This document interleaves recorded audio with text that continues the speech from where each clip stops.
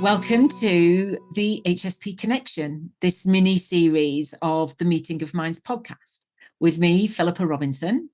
And me, Robbie Lee. In this series, we're looking at all things HSP, from our personal experiences of discovering we're HSPs, to working out what we need to thrive as HSPs, and also working in our businesses as HSP coaches. The series really has something for everyone because what's good for HSPs is good for all. If you want to know more about what it means to be an HSP, I suggest you go back to listen to the first episode in this series. It's episode 90, where we explain all about it. All right, Philippa. So today we have yet another juicy topic. What are we talking about? We're going to talk about intuition. Yes. And this was my choice. And as you know, I have trusted my intuition and come along without a list because I trusted my intuition to let me know where this should go. And also I should have trusted my intuition to know that you had a few pointers for us, which I didn't know until we arrived on Zoom. So yeah, all about intuition. And I've had this on as a topic on my list since we started, because I came across, I mean, it's not a quote, but I can't remember where it is now, but I came across, I think it was written down, where somebody had written that intuition equals instinct plus spirit. And that just really spoke to me. We talked about I think you beautifully told us back in one of the previous episodes about how you connect with your gut instinct, and how you know whether your instinct is sort of giving you a yes or a no. And we'll touch on that a little bit more as well. But I just loved the element of adding spirit to it as well. And yes, you know, I'm very much on a spiritual journey. God, I said the word spiritual and journey together. At the moment, that has definitely been part of what the last couple of years, most definitely. But also really part of my healing and everything that's happened over the last 6 years for me has definitely been about that core bit of me that I think was frozen for quite a long time during my childhood as a safety precaution, really. But the unfreezing of that bit and the release of that part and the freedom that that part of me has experienced is very much what is playing into how I am now and how I am thriving now. And I would say that part I'm talking about is largely spirit for me, the spirit in me, as opposed to connection with higher self and spirit, which is part of it.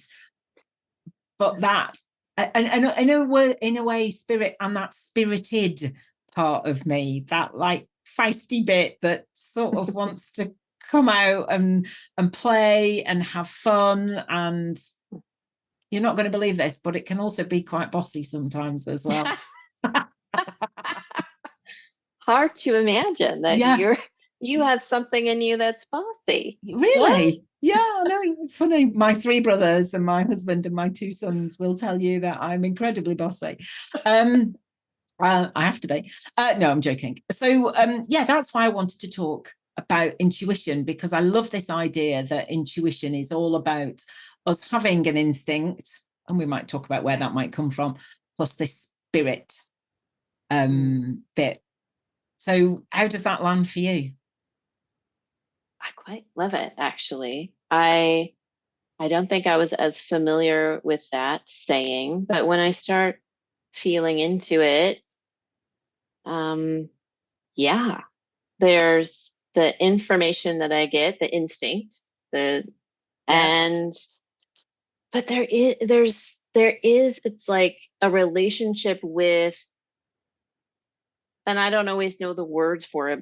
I sometimes call it my higher self, or sometimes I'll say my wise self, or sometimes I'll say the real me, Yeah. or the, it's that piece, which I feel like that part of me, which I'm happy to call spirit, is the one that has all the information. Like my brain might have some of it, and my, inner child has some of it, and these pieces of me have some of it, but that part, my spirit's got the whole shebang. And so she's the one that really has the answers, That's making me feel quite emotional. Like there's this little part of me inside that's now doing this little happy dance, like this, that's going, yeah, yes, exactly. Couldn't have put that better. Yeah, I really love the way you just described that. That's very much how I feel about it. Mm. And it gets me into all sorts of trouble sometimes. Do tell. Well, no, it's just following or having that spirit that can that has all that information and that can help us tune in with the instinct, wherever that's coming from. And I would add womb to that as well. I've done quite a lot of work around feminine energy, and the womb being the sacred sort of center for women, or the womb area, actually, whether one has a womb or not. But it's that spirit part of us that can connect with all those messages and work out how to interpret them and work out which way to go, I think. Yeah. It's definitely the navigator for me. Like the one I can most trust, I guess, because other parts try to navigate. Yes. My fear will try to navigate me. Yeah. My perfectionism will try to navigate me. My people pleaser will try to navigate me. But that spirit part is the one, as we've been talking about, that it's like it has all of the information. It's like, hey, here's the way that will be the most beneficial for you if you go this way. Yeah. And, as you're saying all that, I'm really picturing this, because that part that we're talking about, this is funny that this episode is obviously going to go down this spiritual path, which fabulous. We didn't plan for, and it's amazing. Yeah. No. But that part that you're talking about has always been there. Yes. We were born with that part. That part was the pure part of us when we were born. And it was that part that helped us cry when we needed things and laugh when we were having fun and experiencing joy, and just, was pure, really. Yeah. And these other parts that you talked about, the people pleaser, the perfectionist, the fearful part, all of those protector parts that have been needed over the years, or so they were needed at one point and then became part of the framework, really, that we carried forward with us. There is still that pure part in there. Yes. And it's that part that I have found so much joy in reconnecting with over the last 6 years. That has made all the difference. Yeah. Yeah. She was frozen for a long time. That's how I coped. I think I knew how special that part was. I can't even believe I'm saying half of this. But anyway, that I think I knew how special I knew how special that part was. And I knew I needed to protect it. And that's why it stayed frozen for so long. That's not why it froze in the first place. that was its reaction, I think. But that's why it stayed frozen for so long. And I think the frustration at that is what led me to the catastrophic thing 6 years ago that made it all unravel, because it's like, come on, this is enough, let's get on with it. Let's get on with doing something that is, more in line with what I'm here for. Yes. Yeah. And there is a direct tie between spirit and purpose for me. Yeah. Like that, like she's the one that is holding on to the purpose and saying, hey, this is why we're here, and here's how we best use it, and here's how you, like, she's navigating from that place of how do I fulfill my purpose? Yeah. How do I do? Yeah. Mm-hmm. Yeah. And it's really interesting, isn't it? Because we're both sort of a little bit reticent about what we're talking about, because because we feel it, and we feel it really deeply. Of course we do, because we're HSPs, but it's also not the way that we are used to talk. I mean, we're used to talking like this together, and we're used to talking about this in the HSP group, that groups that we're in. But outside of that, so knowing that this conversation is going out into the world is a little bit, oh my God, how is this going to be received? Who's going to listen? Everyone's going to think we're very strange. Fill in the blank. Yeah, exactly. Fill in the blank. And but also there is a real calling to me to talk about this, and to talk like this, and to hopefully reach some people who might think, oh, what they're talking about, but there's something inside them that's going, listen, this is important, this is really going to help us. So deep breaths and all that, and here we are bringing this to the world for quite a few reasons, really. I think as HSPs, because we feel everything so much deeper, it can be a tendency in younger years to keep that part of us safe, down, hidden, ignored, separated, whatever we end up feeling is the right way for us to survive. And but that part of us is in there. So if anybody is listening to this who thinks, okay, this sounds a little bit strange, but actually I think there is something in this for me, just notice that is the reaction you're having, that much as this is not what you are used to hearing, or maybe how you might be able to talk about the way you feel, just know that you're having a reaction to what we're saying, because that is your instinct as sort of interpreted by your spirit giving you feedback. Yeah. And that feedback,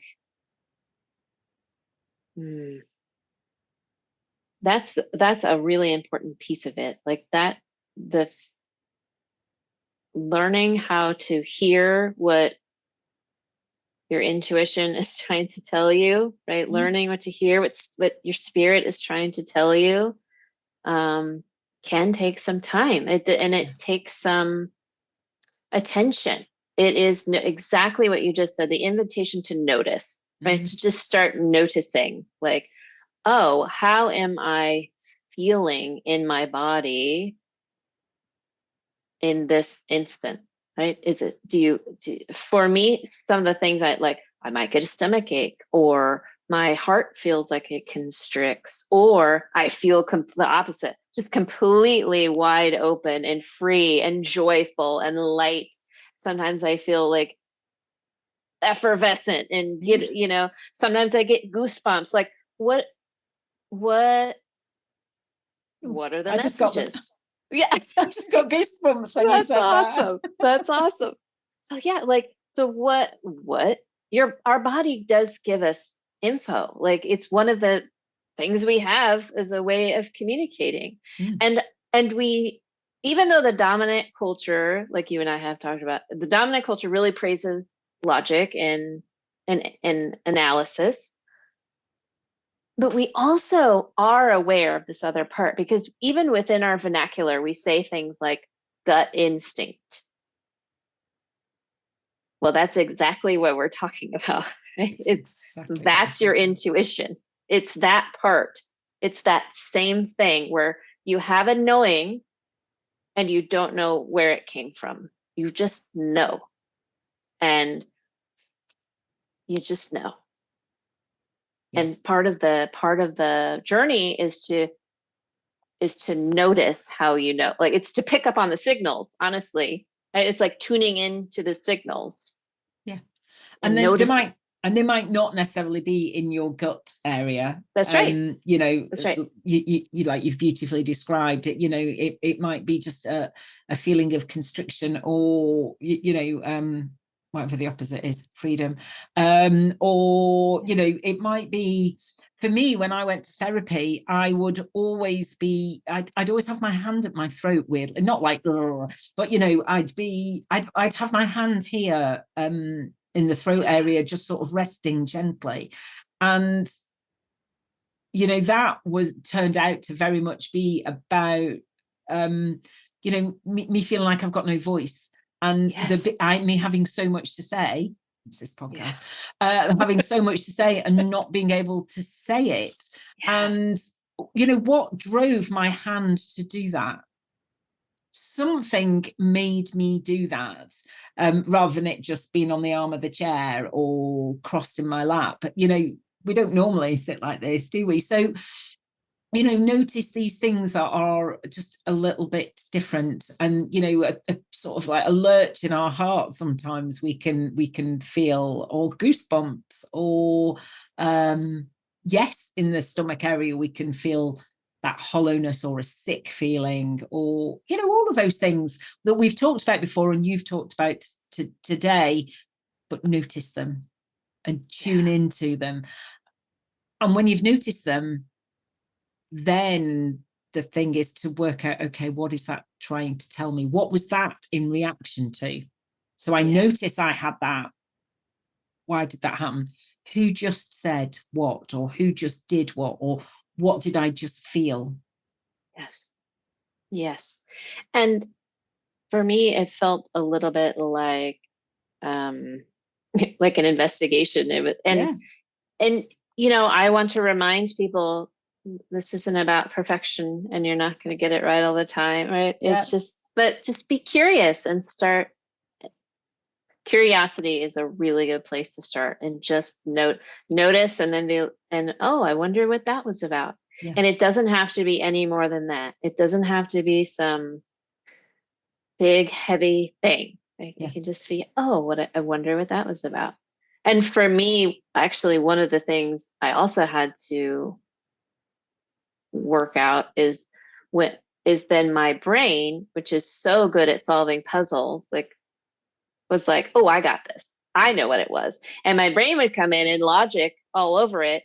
And my brain was not always right.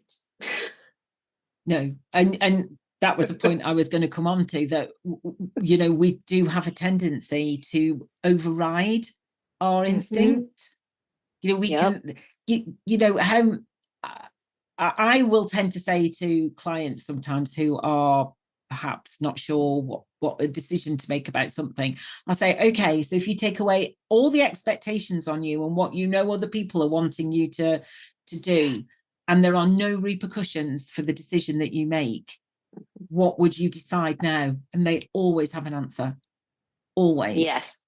Then they can come up with lots of reasons why that can't be the answer, but they always have an answer. And that is your intuition, because on the whole, we know because we have all this going on inside, and we have this intuition. We know what is right for us. Yep. And the really hard thing can be when we know what is right for us, but it's not right for other people that we love, that are, you know, and then we have to sort of work out, can we follow that? And we can't always follow our intuition. But also there are consequences for not following our intuition, because it can come back and bite us in the bum. Yeah. I would say, you know, your intuition it's just information, and we are always at choice, right? We can choose to listen to it. We can choose to not.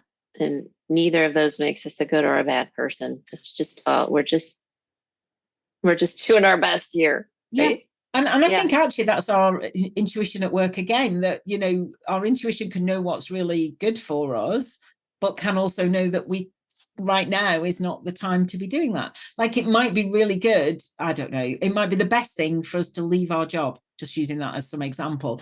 But actually, if we leave our job, it's not a great time in the work market, in the job market. We might not get another job. We've got lots of bills to pay, and we just can't take that risk right now. So our intuition can know both of those things, and both of those things can be true. And then we have to decide. And that might be the place where logic can come in and start to help us. Okay, so actually, can we look at the budget? Is there anything we can change? Can we downsize? Are there any bills we can get rid of? You know what? You know, all of those things. And it might be that it has to be the decision that is right for us has to be put off till somewhere else down the line. Yeah, I think for me, what I have noticed, if I'm being truly honest, is if I put off a decision that I know is right, things will get more and more uncomfortable for me in my life. Like, that's just what's true for me about it. And so till eventually I'll be like, okay, I'm going to do that. I'm going to do that thing that I've been feeling like I would be good for me to do. But you're absolutely right. There are just consequences to everything. And so again, like, we're at choice. We get to choose what we want.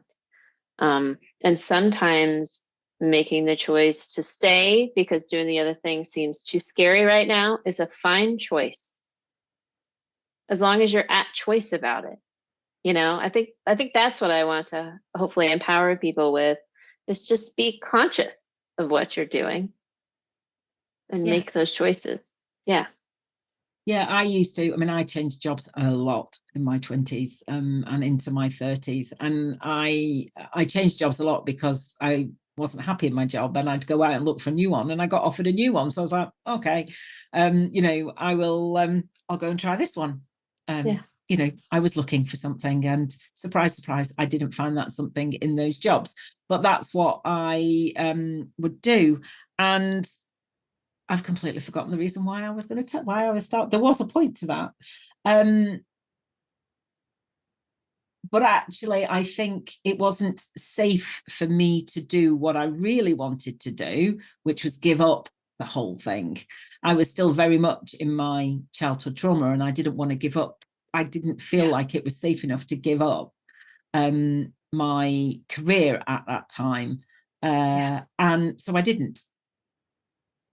But the beauty of age is that, having been through that a few times, you know, I just knew that that is what had to happen.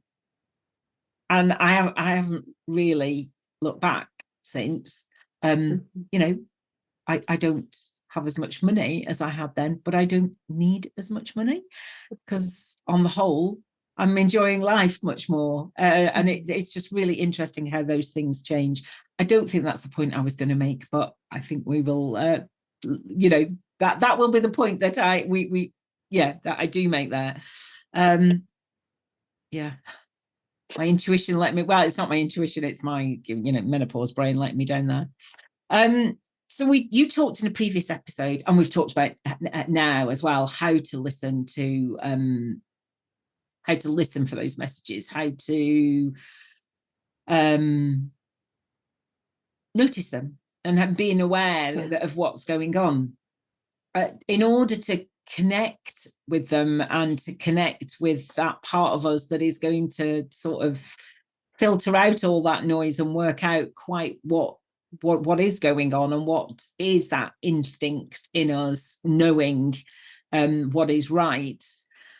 As I was reminded today by somebody who I went to for a little bit of advice, you know, it was really to take that time to slow down, to be quiet, just be by myself, and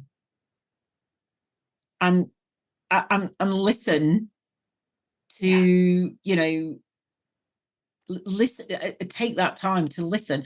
Out in nature, I find really it's easier to connect, but just being quiet. My house is not very often quiet, actually, so just trying to take that time. Otherwise it's very hard to hear through the noise. So crucial what you just said. I couldn't agree more. There is something about nature. I don't know exactly what it is, but I can certainly feel it. It just feels like I don't know. But a lot of us feel it. So those of us that feel it, we get it, right? There's something about nature that makes it easier to then connect with myself. Well, we are nature. Yeah. Yes. Thank you. Yes. We are nature. I think we forget that as human beings, we are just part of nature. And that's right. It's like getting back to basics, isn't it? Going out into nature and reminding ourselves that is what we are. Yes. Very good point. Yeah. So I think that helps. Certainly helps me understand why it's easier to connect with that part out in nature. Do you think? Yeah. Oh, yes, absolutely. Beautifully said. And there's something so helpful about alone time, especially in nature, because I think, like, especially for us as HSPs, again, we're taking in so much information, right? So it's like from every human, every animal in our vicinity, and loved ones, we feel it even more. It's just like all of that is around, and we can go and be by ourselves, grounded in nature. It makes space for what is there just for us without as much noise from all the other places. And that can be just so helpful as a connection point to really be like, okay, what am I really feeling? Like starting there, what am I really feeling around this? Yeah. And obviously a meditation practice will be helpful there as well. And that, you know, that doesn't have to be anything fancy. That can literally be 5-10 minutes every day. And, you know, that's what the lady that I was talking to today said, you know, do you have a regular meditation practice? I'm like, no. And she said, you know, you probably would find that helpful. You know, you are aware of what is going on, but you're not really connecting to it in a way. So 5-10 minutes every day just to slow right down and just breathe, really. Just connect with that breath, because it will the messages will come. The messages that need to will come. So absolutely. Who knows what's going to happen next, because I'm going to be meditating, and it's all those messages that I need to hear are going to be coming. So who knows what that's going to be. Look out. Look out. That's amazing. Look out, world. Philippa is coming even more into her own. What? Well, we'll see. The other thing that you were talking about just before we came on, before we started recording, was journaling. Yeah. I think it's, you know, as a tool can be really helpful. I agree. To get in touch with spirit, right, as we're saying. And there are different ways to do it. You can just freeform and put everything out on the page. And then something that you mentioned was you can also literally write out the questions on the page, like write out a question and then just see what comes. And frankly, I have been really surprised in a wonderful way by what what I've written. Sometimes just like, oh, I do know things. Well, I'm quite wise sometimes, Yes. it can be a really fun surprise. And sometimes it's just like, I don't know what I'm doing. This is ridiculous. I feel crazy right now. And then maybe one word will come up and it's just like, you are loved. Like, oh, that didn't answer my question, but maybe it did answer my question Well, because, wow. So it can, again, I say all that to say, try to just be open to what comes. It doesn't have to be a specific something, but play with it. Have fun with it. Just see, as a tool. It might be a helpful way, another way to just get in touch. yeah, I have definitely had some real insights through journaling. Again, I did used to have a regular journaling practice, and I don't. I don't either. But equally, when I'm in and in a way, that's good news, because I do tend to turn to my journal when I'm in a dark place. And I haven't turned to my journal for a little while now, which is good in one place. But I do think I do feel it would be really beneficial for me to connect more, because I do think there's a lot to come out. So yeah, journaling, meditation. I tell you what, I used to have a great morning practice. I get up, do a bit of yoga, sit down with a herbal tea with a candle on. I would do a little meditation, and then I'd journal. Wow. I know. It was blooming amazing. That's incredible. Yeah. And now I don't do that, and I get straight to work. So the only person stopping me is me, unless I have an early meeting, of course, but and then I can just not schedule those. The only person stopping me is me. So get out of my own way and let myself just get on with it and do what is needed. I think there we go. That's what I need to do. So yeah, thanks. That's really made me feel a lot better now. That's great. I know what I need to do. Perfect. Yeah. Do you know what you need to do, Robin? I do have a regular meditation practice, which is wonderful for me. And it's for years, I thought I can't meditate because my brain would just go a mile a minute. And I thought meditating meant I had to sit in a lotus position and I had to, have some profound breathing technique and my mind had to be blank. And that's not what meditation is for me. I started with guided meditations. Those helped me because it was something I could focus on. It was like, and it would easily take me to some place that just felt really relaxing, which was, the whole point for me is just really relax my system and make space for any intuition that wants to come through. And now I do my own visualizations, and it can be really quick. Like I can do a quick meditation in like 60 minutes that absolutely grounds my system and helps me feel lighter all at once. So, it doesn't have to be some big, scary thing. It can be interwoven. Did you say 60 minutes there? No, I meant 60 seconds. 60 seconds. I thought you did say 60 minutes. That. I was going to, yeah, that sounds People great. Are like, only an hour. I've never done a 60-minute meditation. No, a minute. It can be 1 minute. Awesome. I'm glad we clarified that so we don't put anybody else off who's listening. Whew. Yeah. Oh my gosh. I would have listened back to that and thought, oh no, that's not what I meant at all. I did wonder whether you meant 6 minutes. 60 seconds is amazing. Yeah. Now I do longer ones also, but I'm just saying it can, Yeah. I mean, I just find sometimes just two or three really intentional deep breaths are enough to calm. I mean, so I use that a lot to calm my nervous system and to keep me in a good place. That is a meditation sort of in itself. So I say I don't meditate, but I do have practices that really support me. And I definitely think for me, I need a more intentional practice so that I can connect and have that time. Because there's wisdom there, I think. There better be. There is wisdom there. Yeah. There definitely is. Yeah. I think something that I would like to do more of is writing. I used to have a writing practice. I don't have a writing practice anymore. I found it to be really helpful. So I think that's something I want to incorporate more regularly. I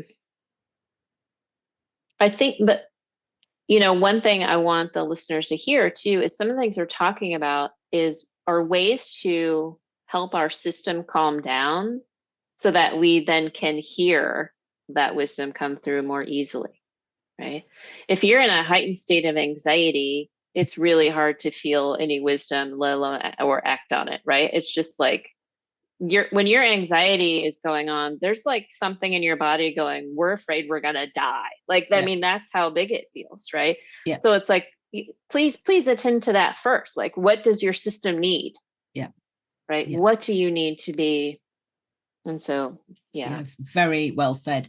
You're not going to sort of stress yourself into getting loads of great downloads, are you? So, no, you're not. At least that hasn't been my experience. No, not mine. So I'm sure that's not anybody's experience. Well, I don't know if it's your experience. Anybody who's listening, let us know. But I can't actually see how that's going to work. No. Oh, I think I said actually. I've been really trying not to say actually, and I said it then. So yeah, if anybody's listening and knows that has noticed that I say actually a lot, I know I say actually, I'm trying to stop it. Right, not saying it anymore. So I think that's probably it for this episode, unless you have anything else to add. Maybe, see, I say a lot, so that's a thing. But you know what? We're here imperfectly, and we absolutely are here imperfectly. Yeah, inviting others to be imperfect in the world as well. So I would say, think of it like a relationship. I say this all the time. Like, you're just building a relationship with that part of you. And so pay attention to it. You won't get everything right. When you notice it, say that. Be curious. Oh, I wonder what that was about. Yeah. It doesn't, but with a lightness and playfulness and joy, doesn't have to be hard and heavy. And if you're not sure that you're getting anything, ask for help. That's what I did. Be like, help me know this is effing real.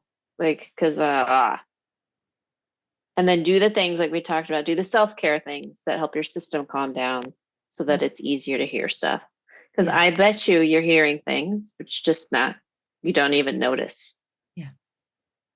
Yeah, you're absolutely right. And thank you for saying that about, don't make it heavy, and, try and have joy, have fun with it, find the joy in it, and just be light around it, because there's enough to make us feel heavy, and this is certainly not supposed to be something else to add to that. It's just there is great joy in it, and this connection, this relationship that you're talking about, is very much at the core of the work that both of us do, which is supporting people connect with themselves, have a better relationship with themselves inside, rather than doing what a lot of us do for many years, which is looking outside.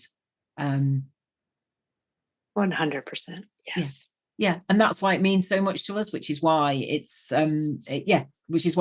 it's been the subject for today. I've really enjoyed this conversation. I know at the beginning I said, oh, this feels very strange. It does feel very strange, but I think it's become less strange during the course of our time here together. Yeah.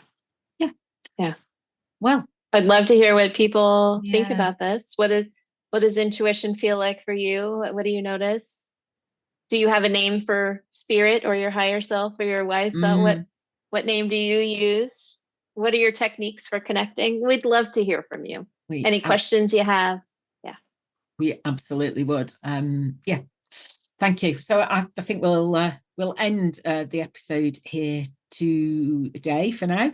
Thank you for listening and watching, however you are consuming this episode. Thank you for being here with us. Thank you for being part of our community. And, we are really loving the feedback we're having for these episodes, and it's been such a joy to record them together. And thanks for being part of it with us. And we will be back again next week with another episode. And if I've got my timing right, next week is episode 100 of the Meeting of Minds podcast. Amazing, Philippa. Amazing that you've done 100. Yeah. Incredible. Yeah. Yay. I'm really proud of that. Yes. So we will be having a little celebration in the 100th episode. I think we know what it's going to look like, but just in case it doesn't, I won't say so now. Just in case it doesn't happen like that. But yeah, so next, I'm pretty sure this is episode 99. So it will be back next week with something a teeny bit different. Tune in. Thanks for being here, and we'll see you soon. Bye-bye. Thank you for listening to the Meeting of Minds podcast. You can find this podcast in all the usual places. Please tell your friends. Please subscribe. And if you have a moment, I'd be really grateful if you could rate and review, as it helps other people find us and helps me spread the messages of empowerment and positivity that I'm really passionate about. If you want to find out more about me, you can visit my website, www.safeandsupported.co.uk. Until next time, bye.